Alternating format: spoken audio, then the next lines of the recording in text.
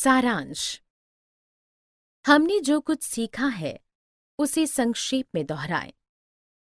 घास स्थलों को पृथ्वी पर ऐसे स्थल के रूप में परिभाषित किया जा सकता है जहां पादप जीवन में प्रमुखतः घास की अधिकता होती है। पृथ्वी पर कुल भूमि का 1/4 भाग घास स्थल है। उत्तरी अमेरिका में पाए जाने वाले शीतोष्ण घास स्थलों को प्रेरी कहा जाता है। प्रेरी पश्चिम में रॉकी पर्वत और पूर्व में ग्रेट लेक से घिरे हैं। प्रेरी प्रदेश समतल, मंद ढाल वाला प्रदेश है। प्रेरी मुख्य रूप से वृक्ष रहित है और घास 2 मीटर तक ऊंची होती है। जलवायु चरम तापमान वाली है। ग्रीष्म ऋतु में तापमान लगभग 20 डिग्री सेल्सियस तक चला जाता है। शीत ऋतु में कनाडा के विनिपेग में तापमान -20 डिग्री सेल्सियस जितना कम दर्ज किया गया है। यहाँ चिनुक पवन बहती है। यह बहुत गर्म होती है और इससे बर्फ पिघल जाती है। इस प्रकार घास स्थल के लिए पर्याप्त जल उपलब्ध हो जाता है। इसलिए चरने वाले पशुओं के लिए भी काफी चारागाह उपलब्ध होता है। जहाँ घास छोटी होती है वहाँ पशुपालन किया जाता है।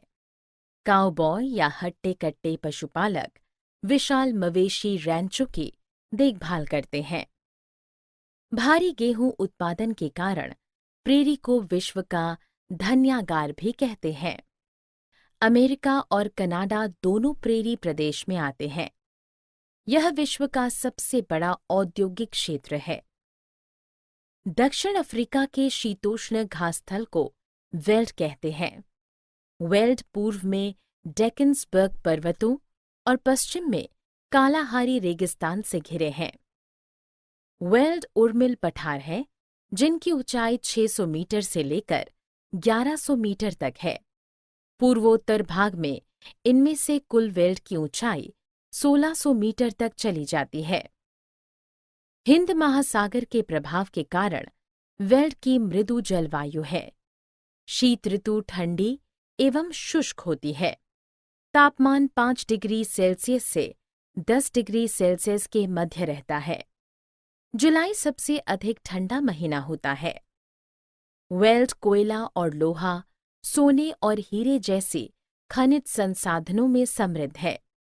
जोहानिसबर्ग विश्व की स्वर्ण राजधानी है, जबकि किम्बरल्स अपने हीरों की खानों के लिए प्रसिद्ध है।